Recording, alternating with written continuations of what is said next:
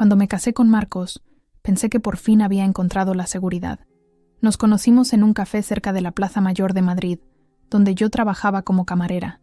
Él venía todos los días y siempre pedía lo mismo: café solo y tarta de queso. Era callado, meticuloso y siempre sabía cómo hacer que la gente se sintiera a gusto. En nuestra boda, en una pequeña iglesia de la Latina, vi destellos de un futuro lleno de calidez, quizás no apasionado, pero sí estable. Después de una vida llena de incertidumbre, la estabilidad sonaba como un sueño. Nuestro primer otoño juntos fue tranquilo. Nos instalamos en su apartamento en Lavapiés, con vistas al Manzanares. Marcos trabajaba como contable en una gran empresa, y yo encontré trabajo en la biblioteca de la universidad. Por las noches, paseábamos por la orilla del río, planeando el futuro. Quizás una casita en las afueras de Madrid, quizás hijos en unos años. Todo parecía ordenado, como en esas películas que veía de adolescente. Pero pocos meses después de nuestra luna de miel en Sierra Nevada, empecé a notar extrañas manchas en mi piel, rojas, con picor, y luego en carne viva. Al principio las ignoré, esperando que desaparecieran con cremas de venta libre. Compré una pomada en una farmacia de la calle Arenal, y la farmacéutica me aseguró que probablemente era solo una alergia al detergente. Pero el estado de mi piel se extendió como la pólvora, y pronto mis brazos, piernas, incluso la espalda y la cara, estaban cubiertos de heridas. Sentía como si mi cuerpo me traicionara cada día más. Después de 3 semanas, ya no podía ocultarlo. Me ardía la piel y algunas zonas sangraban. Finalmente, fui a una dermatóloga en una clínica de la calle Atocha. La doctora López examinó mis heridas durante un largo rato, tomando notas y negando con la cabeza. «Esto parece una grave enfermedad autoinmune de la piel», dijo finalmente. «Necesitará un tratamiento a largo plazo. Primero esteroides y luego, probablemente, inmunosupresores». Volví a casa aturdida. Marcos aún no había regresado del trabajo, así que me senté junto a la ventana, mirando el curso del Manzanares. ¿Cómo se lo iba a decir? Acabábamos de empezar nuestra vida juntos y ya surgían complicaciones. Quizás no era nada grave. Quizás los medicamentos harían efecto rápidamente. Me repetía. Cuando entró en el apartamento, notó de inmediato que algo iba mal. «¿Qué ha pasado?», preguntó, dejando su maletín sobre la mesa. Respiré hondo y le mostré la receta, explicándole el diagnóstico. Sus ojos se entrecerraron. «No tenemos dinero para eso», dijo fríamente. «Tendrás que vivir con ello». Lo miré, estupefacta. «¿Quieres decir que no vas a ayudarme?». Se encogió de hombros, irritado. Yo no firmé para esto. Esa noche yacía en la cama, mi piel ardiendo, y su cuerpo frío me daba la espalda. En los días siguientes, Marcos actuó como si nada hubiera pasado. Salía a trabajar por la mañana, volvía por la noche, veía la televisión, cenaba lo que yo preparaba a pesar del dolor. No preguntaba cómo me sentía. Cuando mencioné una visita a un especialista en la clínica dermatológica del Hospital La Paz, cambió de tema. Empecé a esconder los medicamentos que compraba con el dinero que había ahorrado para un vestido nuevo. Los tomaba cuando él estaba en el trabajo. Mi amiga Ana, a quien conocía desde el instituto en Vallecas, notó el cambio durante nuestro encuentro en el Parque del Retiro. «Estás como apagada», dijo, mirándome atentamente. «¿Y qué te pasa en la piel?». Intenté eludir sus preguntas, pero Ana siempre había sido perspicaz. Finalmente, le conté sobre la enfermedad y la reacción de Marcos. Escuchó en silencio y luego me abrazó fuerte, sin importarle mis heridas. «Esto no es normal, Carmen», dijo en voz baja. «Él debería apoyarte. Quizás solo está en shock». Lo defendí, aunque ni yo misma lo creía. «Nos prometimos en la salud y en la enfermedad, ¿verdad?». Ana negó con la cabeza. «No te engañes». Esa noche, cuando Marcos volvió a darme la espalda en la cama, me quedé mirando el techo de nuestro dormitorio. Fuera llovía. Las gotas golpeaban rítmicamente el alféizar, como si midieran el tiempo. Sentía cómo me ardía la piel. Me picaba. Me dolía. Pero me dolía más el corazón. Me preguntaba si siempre iba a ser así.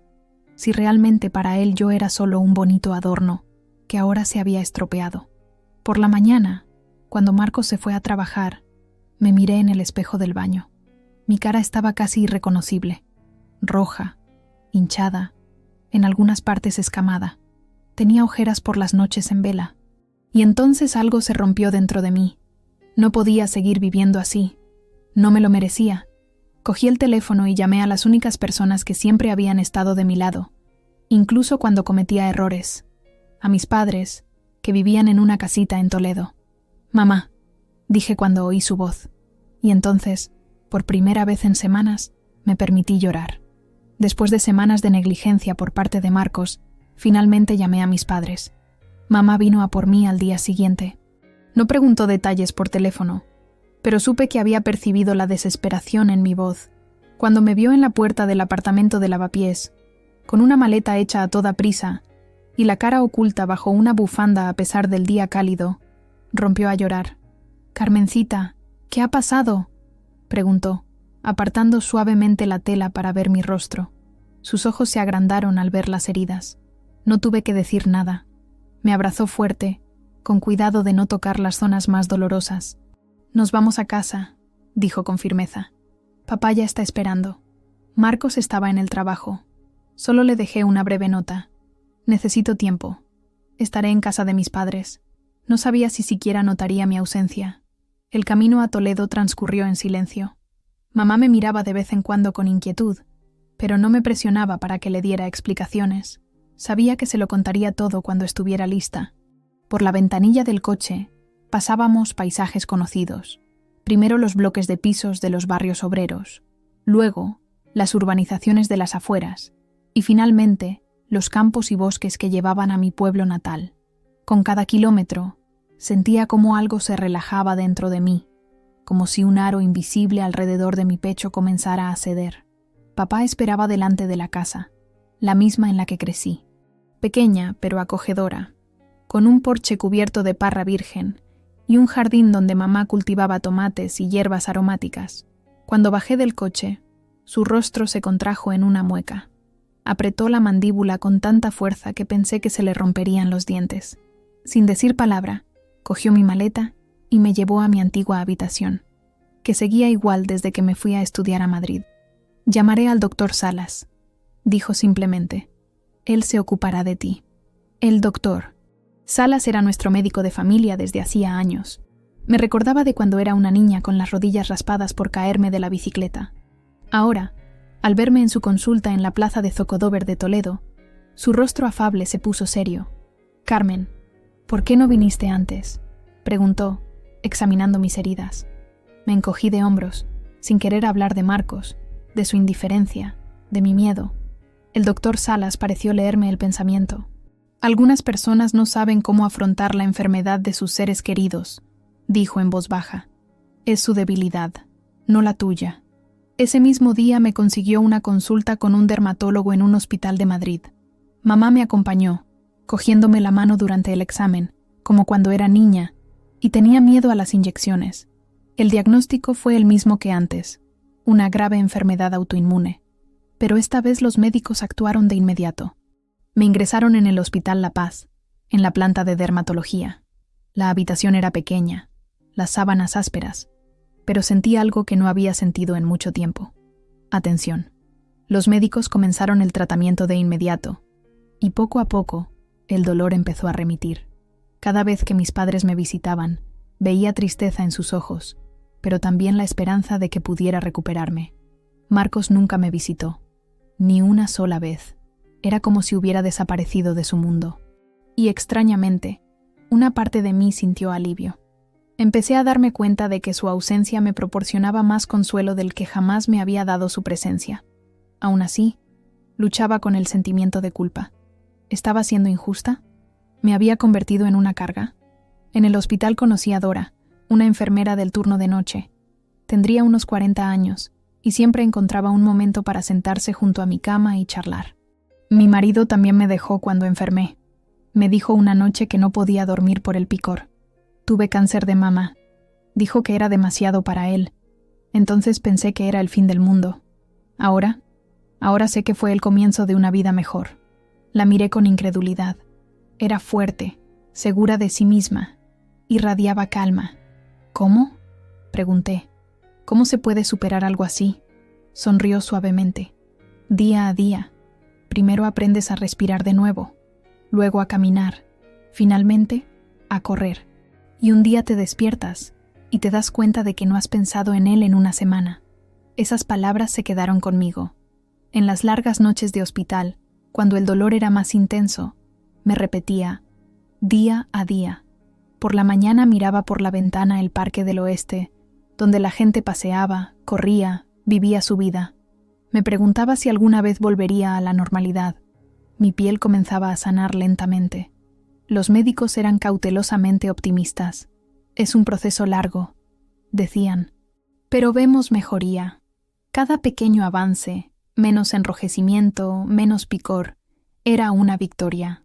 Mis padres me visitaban a diario. Mamá traía comida casera, un caldo que siempre me sentaba bien, una tarta de manzana que me encantaba desde niña. Papá traía libros de la biblioteca municipal y me leía cuando estaba demasiado cansada para sostenerlos yo misma. Su amor era como un ancla en la tormenta. Mi amiga Ana aparecía después del trabajo, trayendo los últimos cotilleos de la ciudad y su energía contagiosa. Imagínate, decía, que Tomás, el del instituto, por fin le ha pedido matrimonio a Mónica. Después de 10 años, se casan el año que viene en la iglesia de San Ginés. Sus historias me transportaban a otro mundo, lejos de las paredes del hospital y el olor a medicamentos. Pasó un mes, luego otro. Mi cuerpo se regeneraba lentamente, aunque los médicos advirtieron que algunas cicatrices podrían quedarse para siempre, pero esas cicatrices físicas me preocupaban menos que las emocionales. ¿Qué pasaría cuando saliera del hospital? ¿Volvería con Marcos? ¿Acaso quería volver? Reflexionando sobre esto, estaba de pie junto a la ventana del pasillo del hospital, observando la vida que transcurría fuera. Era martes, una mañana tranquila. El sol se filtraba entre las hojas de los árboles del parque. De repente, oí unos pasos familiares detrás de mí. Me giré lentamente, sin creer lo que oían mis oídos. En el pasillo estaba Marcos. Era una tranquila mañana de martes cuando sucedió.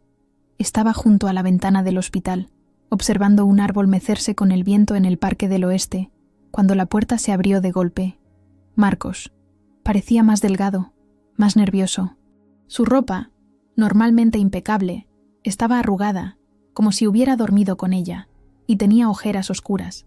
Durante un momento nos quedamos en silencio, mirándonos como extraños. No esperaba verlo aquí, no después de todas estas semanas de silencio.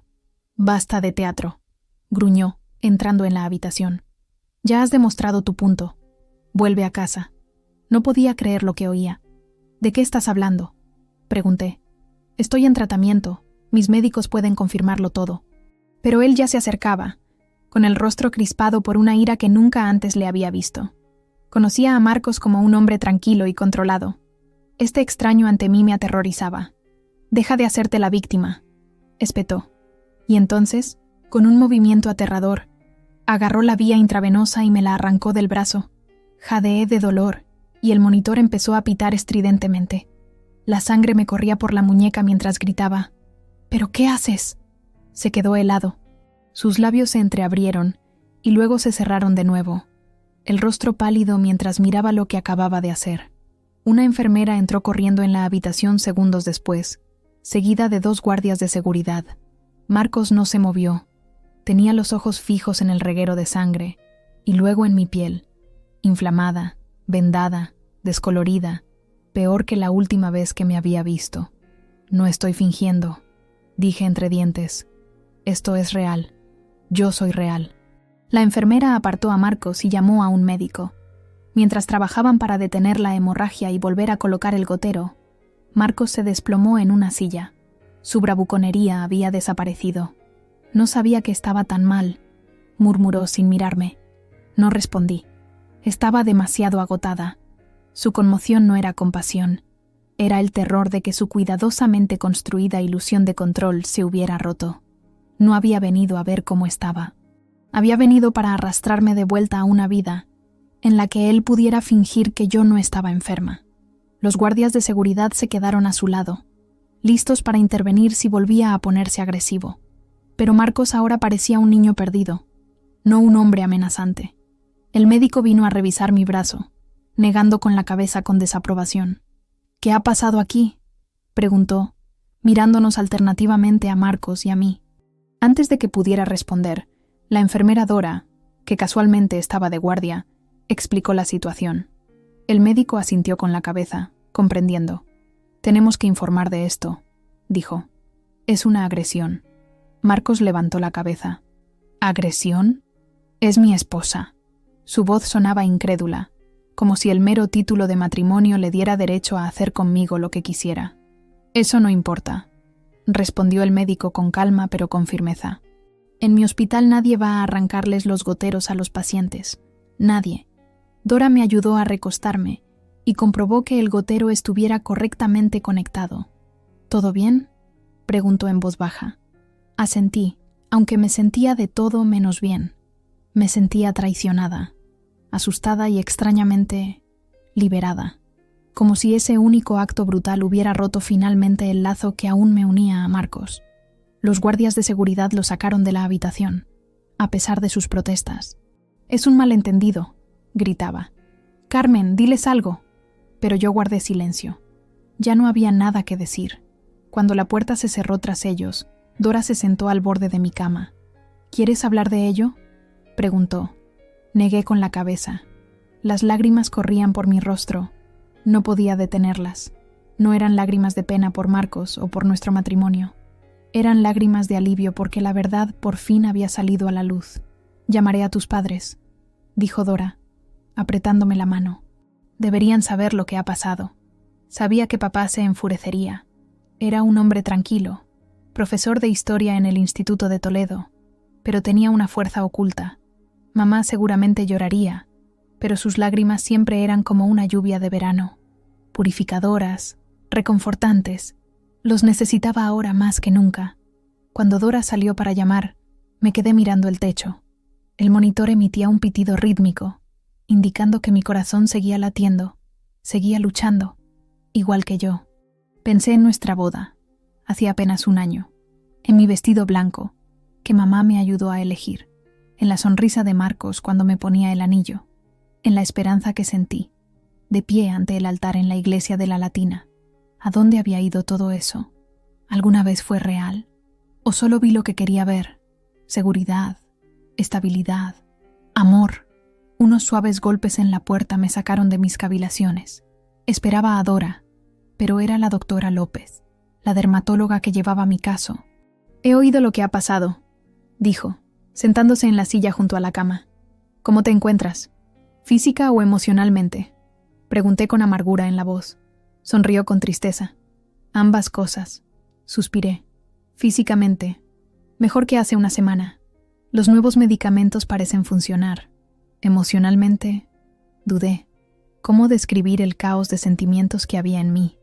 No lo sé», terminé con sinceridad. La doctora López asintió comprensiva. «Es normal. Estás pasando por muchas cosas. La enfermedad, el tratamiento y ahora esto». Hizo una pausa, como eligiendo las palabras. «¿Sabes que también podemos ayudarte con ese segundo aspecto? Tenemos excelentes psicólogos en el hospital». Lo pensé. Hablar con un extraño sobre mi matrimonio, sobre Marcos, sobre cómo me sentía abandonada y no amada, sobre cómo, a pesar de todo, me sentía culpable por haberle fallado con mi enfermedad. Estaba lista para abrir esa puerta. «Quizás», respondí finalmente. «Pero no hoy. Hoy solo necesito descansar». Asintió y se levantó. «Por supuesto. Descansa. Vendré a verte regularmente para ver cómo estás». En la puerta, se giró de nuevo. «Carmen, no es culpa tuya. Recuérdalo». Cuando salió, volví a quedarme sola con mis pensamientos. Detrás de la ventana, el sol se abría paso entre las nubes, proyectando manchas de luz en el suelo. ¿Cuánto tiempo llevaba en esa cama? ¿Una semana? ¿2? El tiempo en el hospital transcurría de forma diferente. Los días se fundían en una sucesión de pruebas, medicamentos y sueño.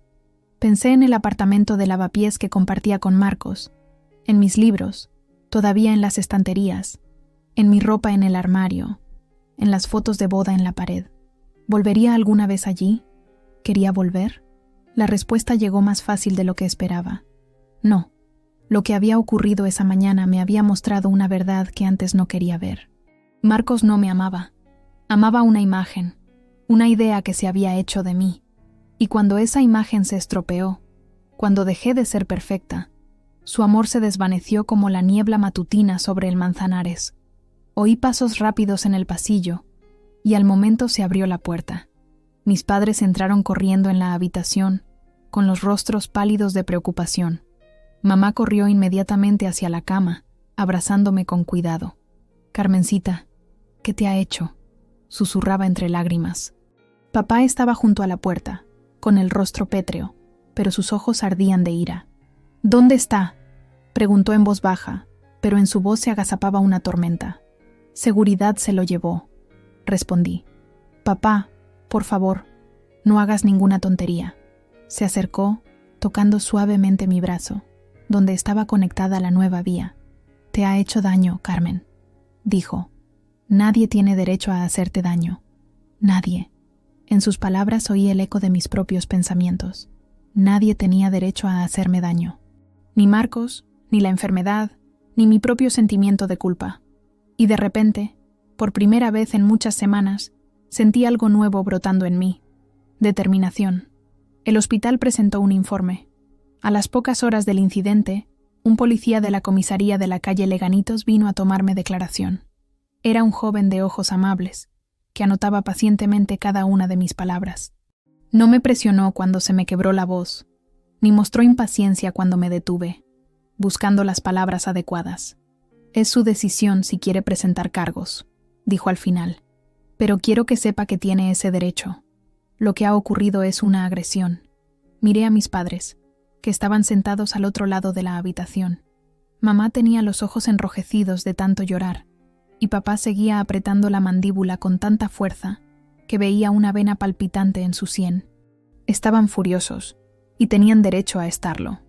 Yo misma sentía una mezcla de emociones: miedo, tristeza, ira, pero también un extraño alivio, como si ese único acto brutal de Marcos me hubiera liberado finalmente de las ilusiones.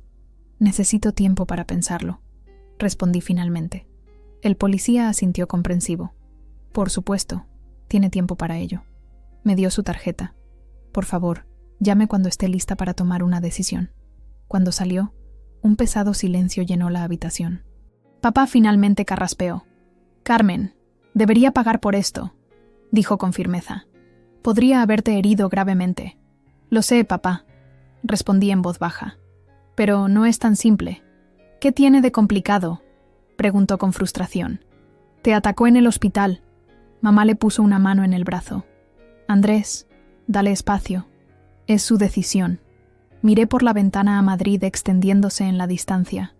La ciudad donde conocí a Marcos, donde me enamoré, me casé, y ahora, donde todo se había desmoronado.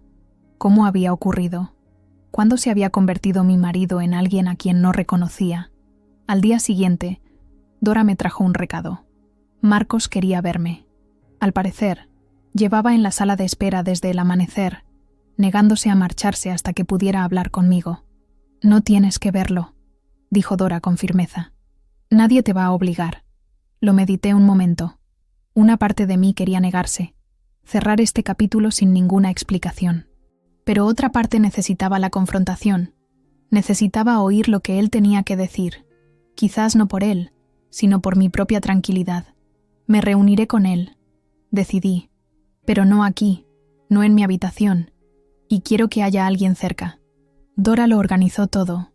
El encuentro tuvo lugar en la cafetería del hospital, con una enfermera sentada en una mesa cercana. Marcos ya estaba allí cuando llegué, empujada en una silla de ruedas por Dora. Estaba demasiado débil para caminar largas distancias, y mis pies todavía estaban cubiertos de heridas dolorosas. Tenía un aspecto terrible, pálido, con ojeras y barba de varios días. Su camisa, normalmente impecable, estaba arrugada y tenía el pelo revuelto. Cuando me vio, se levantó bruscamente, volcando la silla. «Perdona», murmuró recogiéndola. «Carmen, yo...». Levanté una mano haciéndolo callar. Dora me ayudó a sentarme a la mesa y luego se apartó discretamente, pero permaneciendo a la vista. Di lo que tengas que decir, dije fríamente. Marcos se sentó frente a mí, con las manos temblorosas apoyadas en la mesa. No sé por dónde empezar, admitió. Lo que hice, no tengo excusa. No, no la tienes. Asentí. Entonces, ¿para qué has venido? Tragó saliva. Quería disculparme. Quería, no sé, arreglarlo de alguna manera. Lo miré en silencio. ¿De verdad pensaba que un simple «lo siento» bastaría? Después de semanas de abandono, después de arrancarme el gotero de la mano, ¿por qué lo hiciste?, pregunté finalmente. No ayer, sino durante todo este tiempo. ¿Por qué me diste la espalda cuando te necesitaba? Bajó la mirada. Tenía miedo, admitió en voz baja, cuando vi cómo te cambiaba la enfermedad, cómo te veías. No pude soportarlo. Ya no eras la mujer hermosa con la que me casé. Y luego me sentí culpable por esos pensamientos, así que me alejé aún más. Fue cobarde, lo sé.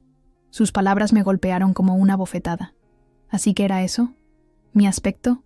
Sentí que se me llenaban los ojos de lágrimas, pero las contuve. No lloraría delante de él. Me juraste amor en la salud y en la enfermedad, Marcos. Lo sé, dijo, con la voz quebrada. No estuve a la altura. Te fallé, pero quizás podríamos intentarlo de nuevo. Irá mejor, te lo prometo. Seré un mejor marido. Lo miré, intentando ver al hombre que una vez amé. ¿Seguía allí? ¿O quizás nunca existió y me enamoré de una ilusión? No era amor de verdad, dije finalmente. El amor de verdad no desaparece cuando la otra persona deja de cumplir tus expectativas. Eso es injusto, protestó débilmente. Te quería, todavía te quiero. Negué con la cabeza. No, Marcos. Amabas lo que yo era por fuera, mi cuerpo, mi aspecto, no a mí. Me toqué la cara, la piel cubierta de heridas y cicatrices. Esta también soy yo. Y si no puedes amar esto, nunca me amaste de verdad. Guardó silencio durante un largo rato. ¿Y ahora qué?, preguntó finalmente. ¿Ahora? Suspiré. Ahora nos separamos. Quiero el divorcio, Marcos. Sus ojos se agrandaron. ¿El divorcio? ¿No puedes simplemente...? Puedo, le interrumpí con firmeza. Y es lo que voy a hacer. Merezco algo mejor que un matrimonio con alguien que me abandonó en el momento más difícil de mi vida. Empezó a llorar, en silencio y sin dramatismo. Lo siento, repetía. Lo siento muchísimo. Lo miré y no sentí nada. Ni satisfacción por sus lágrimas, ni compasión, ni pena. Como si el último hilo emocional que me unía a ese hombre se hubiera cortado. Lo sé, dije con calma, pero no es suficiente. Llamé a Dora, que se acercó inmediatamente a la mesa. Estoy lista para volver a la habitación, le dije. Al alejarme no miré hacia atrás. No necesitaba ver a Marcos para saber que seguía allí sentado, hundido. Una parte de mí, la antigua Carmen, siempre dispuesta a ceder, quería dar media vuelta, darle otra oportunidad. Pero la nueva Carmen, la que emergía lentamente del dolor y el rechazo, sabía que sería un error. De vuelta en la habitación, Dora me ayudó a acostarme. ¿Todo bien?, preguntó con preocupación. Respiré hondo. Sí, respondí. Y descubrí con sorpresa que era verdad. Sí, todo irá bien. Esa noche dormí mejor que en los últimos meses. Como si un peso, cuya existencia ni siquiera había percibido del todo, se hubiera quitado de mis hombros. Por la mañana me desperté con una sensación, no de felicidad, todavía no, pero sí de posibilidad. Como si un nuevo camino se abriera ante mí. La doctora López vino a revisar mi estado durante la ronda matutina. Veo mejoría, dijo con una sonrisa, examinando mis heridas. La piel está empezando a regenerarse. Los medicamentos funcionan. ¿Y cuánto tiempo más tendré que quedarme aquí?, pregunté. Al menos una semana, respondió. Queremos asegurarnos de que la respuesta a los medicamentos se mantenga. Y luego, ya veremos. Quizás puedas continuar el tratamiento de forma ambulatoria. La idea de dejar el hospital era a la vez emocionante y aterradora. ¿A dónde iría? ¿De vuelta a casa de mis padres? ¿Y qué pasaría con el apartamento que compartía con Marcos? ¿Con mi trabajo en la biblioteca? ¿Con toda la vida que había construido en Madrid? Pero esas eran preocupaciones para otro día. Por ahora, me concentraba en lo más importante. recuperarme. Paso a paso, día a día, como decía Dora. Primero aprender a respirar, luego a caminar y finalmente a correr. Y quizás algún día me despertaría y me daría cuenta de que no había pensado en Marcos en una semana. Ese pensamiento, sorprendentemente, me hizo sonreír. Había pasado una semana desde la confrontación con Marcos, 7 días durante los cuales no había intentado contactarme, y yo no había buscado noticias suyas. Sentía cómo, con cada día, los muros que había construido a su alrededor se volvían más sólidos. No fue una decisión fácil. El divorcio. En nuestra tradicional familia española, el matrimonio era sagrado, en lo bueno y en lo malo. Pero, ¿qué pasa cuando lo malo te destruye por dentro? Mamá al principio se sorprendió por mi decisión. ¿Estás segura, cariño?, preguntó, sentada junto a mi cama del hospital con sus labores de punto en las manos. Me estaba haciendo un jersey, cálido, suave, de una lana que no irritara mi piel sensible. Quizás cuando te calmes, cambies de opinión. No cambiaré, mamá, respondí con calma. No es una decisión tomada con ira. Simplemente vi la verdad, sobre él, sobre nosotros. Dejó de tejer por un momento, mirándome atentamente. ¿Y cuál es esa verdad, Carmencita? Reflexioné sobre cómo expresar lo que sentía, que él nunca me amó de verdad. Dije finalmente. Amaba la idea de mí, una esposa joven y guapa, que encajaba en su imagen de sí mismo. Y cuando dejé de encajar, mamá suspiró, dejando a un lado la labor. «Sabes, tu padre también me decepcionó una vez», dijo inesperadamente. La miré sorprendida. Mis padres siempre me habían parecido la pareja ideal.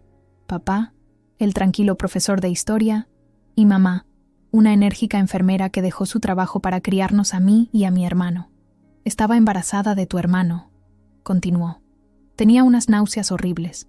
No pude levantarme de la cama durante varios meses. Tu padre no lo llevó bien. Salía temprano, volvía tarde, me evitaba. ¿Papá? No podía creerlo. Pero él siempre es tan protector. Sonrió suavemente. Ahora sí. Pero entonces era joven, estaba asustado. Pensó que se había casado con una mujer y le había tocado otra. Enferma, que necesitaba cuidados. Parecido a tu Marcos.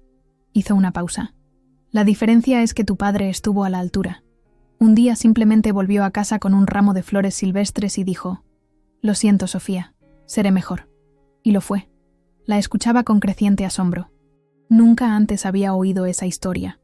¿Así que crees que debería darle a Marcos una segunda oportunidad?, pregunté, sintiendo que se me encogía el corazón. Mamá tomó mi mano entre las suyas. Creo que deberías hacer lo que sientas que es mejor para ti. Si eso significa dejarlo, te apoyaremos. Siempre. Sentí que se me llenaban los ojos de lágrimas. Gracias, mamá, susurré. Papá fue más firme en su postura. Ya he hablado con un abogado, dijo durante otra visita. Si quieres, podemos iniciar el proceso de divorcio esta misma semana. Andrés, lo reprendió mamá. Es decisión de Carmen, no tuya. Solo quiero ayudarla, se defendió. Ese hombre no la merece. Sonreí débilmente. Lo agradezco, papá, de verdad, pero necesito un poco más de tiempo. En realidad, mi decisión ya estaba tomada. Sabía que no volvería con Marcos, pero no se trataba solo del divorcio.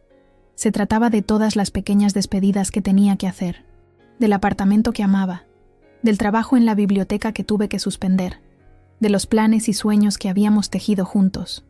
La doctora López trajo buenas noticias. Podía dejar el hospital la semana siguiente. Tendrás que seguir viniendo a revisiones, advirtió, y continuar con el tratamiento. Pero no hay razón para que sigas aquí ingresada. Fue tanto un alivio como un nuevo desafío. ¿A dónde iría? ¿De vuelta al apartamento de Lavapiés, donde esperaba Marcos? ¿A casa de mis padres en Toledo, como una adolescente que vuelve a casa después de una relación fallida? La solución llegó de un lado inesperado. Ana, mi amiga, visitándome, comentó de pasada. ¿Sabes? Marta se va medio año a Londres. Busca a alguien que le alquile el apartamento. Está cerca de la Plaza Mayor. Pequeño pero acogedor. Sentí que el corazón se me aceleraba. ¿Crees que aceptaría alquilármelo a mí?, pregunté. ¿En mi estado? Ana se rió. ¿Bromeas? Estaría encantada. Siempre le has caído bien, y además, Eres la persona más responsable que conozco. Así que el plan empezó a tomar forma. Saldría del hospital en una semana. Me mudaría al apartamento de Marta, en la calle Pez, y luego ya veríamos. Pero primero tenía que enfrentarme a una despedida más, con Marcos. Quedé con él en una cafetería cerca del hospital. Era un local pequeño y acogedor donde servían las mejores ensaimadas de Madrid. Elegí un lugar público pero tranquilo, donde pudiéramos hablar sin temor a que alguien nos escuchara. Llegó puntual, como siempre. Tenía mejor aspecto que la última vez, afeitado, con una camisa limpia y el pelo peinado hacia atrás, pero en sus ojos todavía veía la sombra de lo ocurrido. «Gracias por aceptar verme», dijo, sentándose frente a mí. «¿Cómo te encuentras?» «Mejor», respondí con sinceridad. «Salgo del hospital la semana que viene». Su rostro se iluminó. «Eso es estupendo. Ya he preparado el apartamento. Todo estará listo para tu regreso». Suspiré, así que seguía sin entender. «Marcos, no vuelvo al apartamento», dije en voz baja pero con firmeza. «No vuelvo contigo». La sonrisa se congeló en su rostro.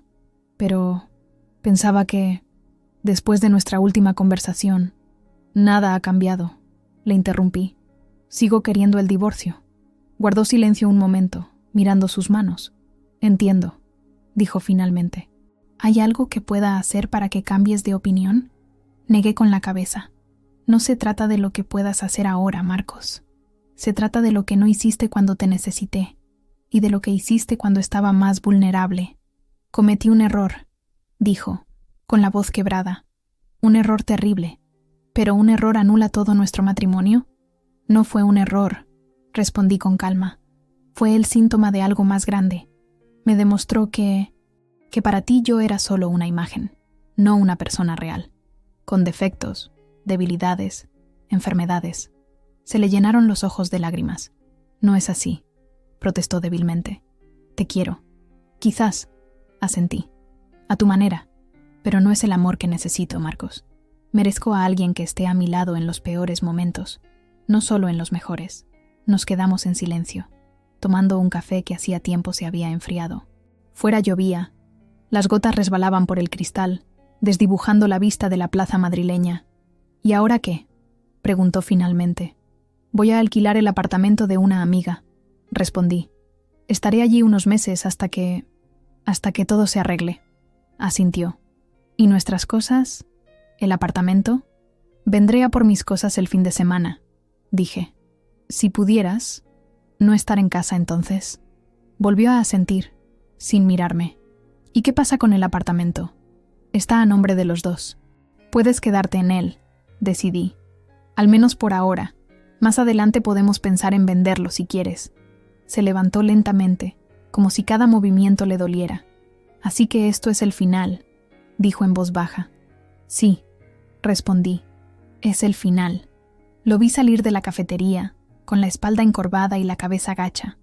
No sentí triunfo ni satisfacción, solo tristeza, no por él, sino por nosotros, por lo que podríamos haber tenido si la realidad no hubiera resultado tan brutal. Esa noche, acostada en la cama del hospital, lloré, no porque me arrepintiera de mi decisión, sino porque lloraba por la mujer que era cuando me casé con Marcos por primera vez. Estaba llena de esperanza, dispuesta a encogerme por la idea de seguridad. Esa mujer se había ido, y en su lugar había alguien con cicatrices, pero más fuerte, insegura, pero más decidida. Puse la mano sobre mi rostro, sintiendo bajo los dedos las irregularidades de la piel, las cicatrices que probablemente se quedarían conmigo para siempre, pero eran solo señales externas de un viaje interior. Sobreviví, y seguiría haciéndolo. Pasaron los meses. Mi tratamiento continuaba. Mi piel sanaba lentamente, centímetro a centímetro. Algunas marcas quedaron y probablemente siempre estarán, pero son un recordatorio del fuego por el que pasé. El apartamento de Marta en la calle Pez resultó ser el refugio perfecto, diminuto pero lleno de luz, con vistas al Palacio Real a lo lejos. Estaba en el último piso de una antigua finca, justo al lado de Malasaña. Cada mañana abría la ventana y escuchaba los sonidos de la ciudad despertando, las campanas de alguna iglesia cercana, el bullicio de los primeros turistas, el traqueteo de los repartidores en el empedrado. Al principio, los días transcurrían principalmente descansando y en visitas de control al hospital. Mi piel todavía requería atención, cuidados diarios, cremas, medicamentos, pero cada semana estaba mejor.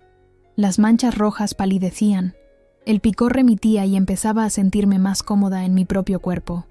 Mamá me visitaba regularmente, trayendo comida casera y el cariño que tanto necesitaba. Papá venía con menos frecuencia, siempre con algún regalo, un libro, un disco, a veces simplemente un ramo de flores silvestres que me recordaban mi infancia en Toledo. «¿Cómo estás, Carmencita?», preguntaba cada vez, besándome en la frente. «Cada vez mejor, papá», respondía, y no era mentira.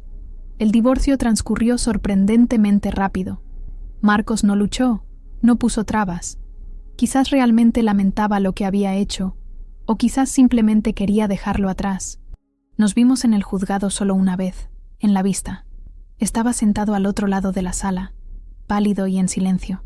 Cuando el juez anunció el fin de nuestro matrimonio, solo asintió con la cabeza y salió, sin mirar atrás. No sentí alivio ni tristeza, sino más bien el cierre silencioso de un capítulo. Como si alguien hubiera pasado la página de un libro que estaba leyendo. Esa historia había terminado. Comenzaba una nueva. El apartamento que compartíamos lo vendimos. No quería conservar nada que me recordara a esa época. El dinero de la venta lo dividimos a partes iguales. Yo utilicé mi parte como entrada para un pequeño apartamento en Arganzuela, un barrio tranquilo al otro lado del Manzanares. Marcos, según oí, se mudó a Barcelona, donde consiguió un nuevo trabajo, y así nuestros caminos se separaron definitivamente. El aspecto más inesperado de mi nueva vida fue el trabajo. No podía volver a la biblioteca de la universidad.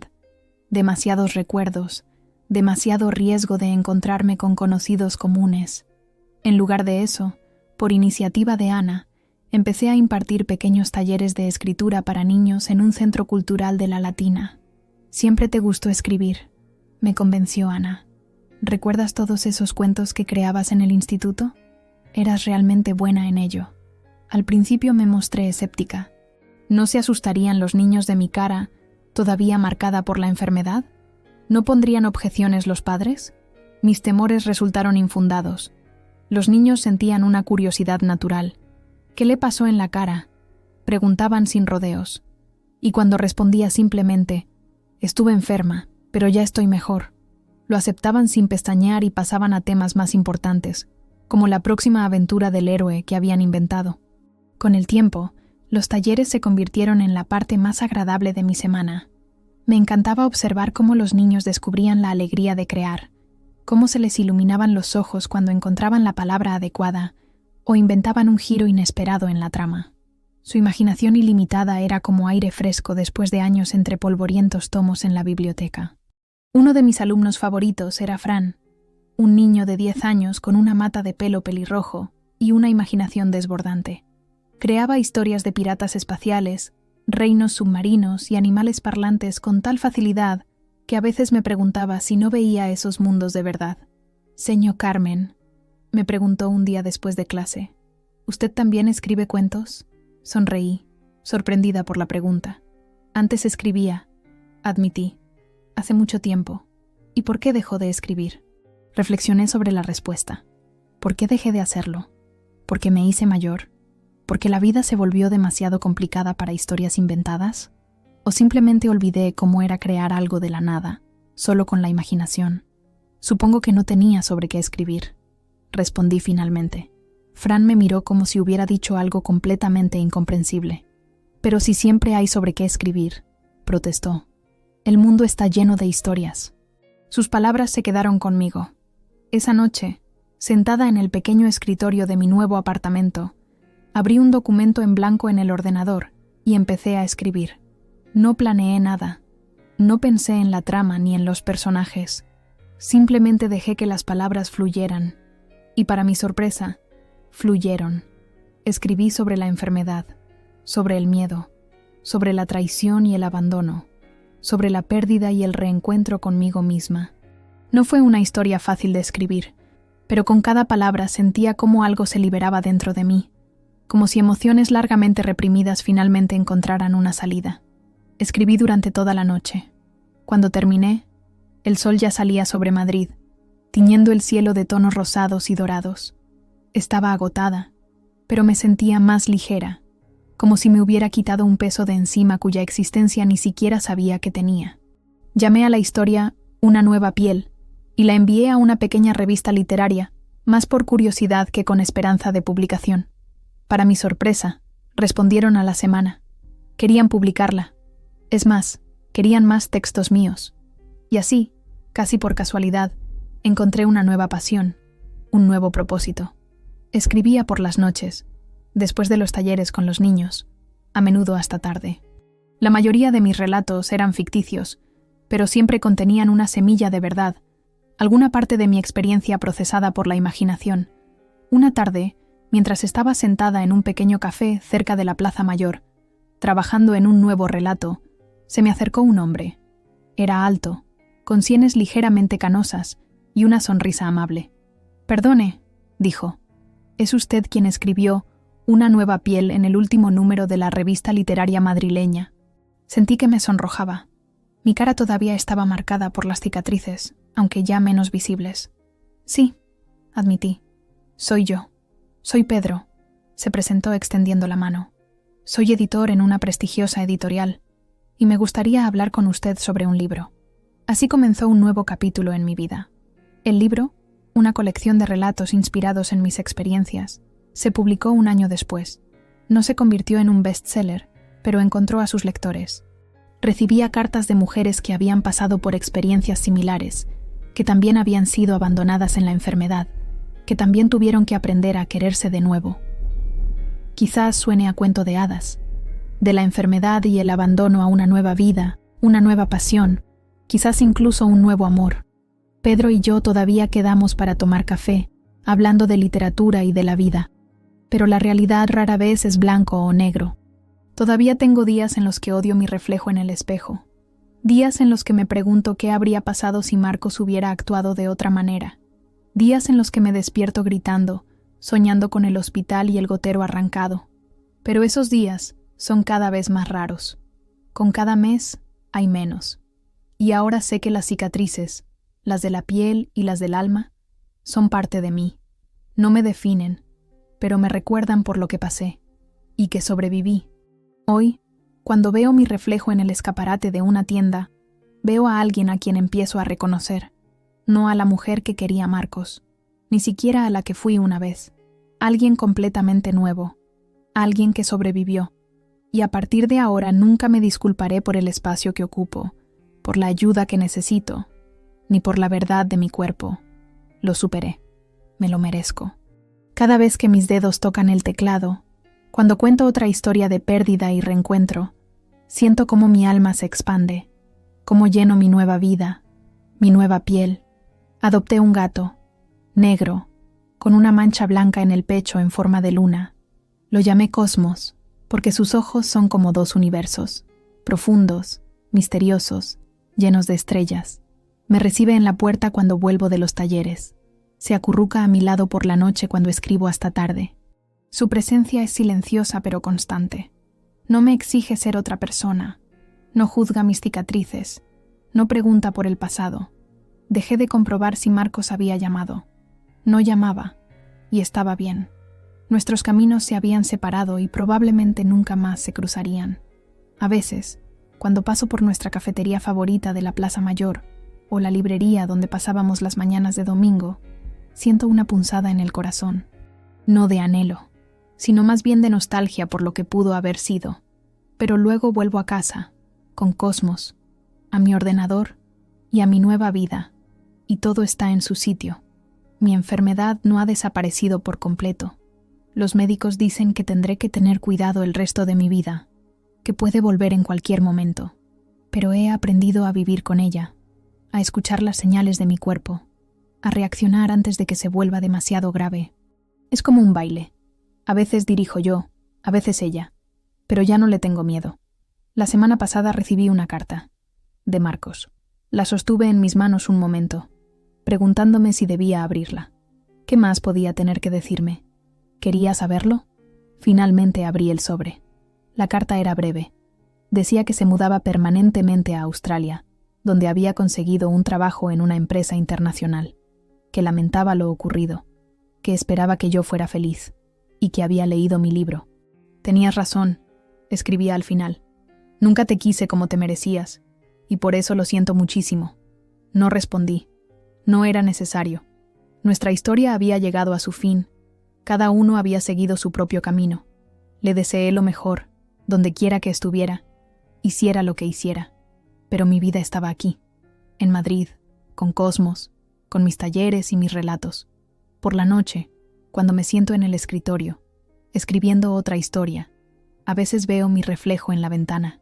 Y me sonrío a mí misma, a esa nueva Carmen que resurgió de las cenizas de la antigua, más fuerte, más sabia, con cicatrices, pero también con una belleza que antes no percibía.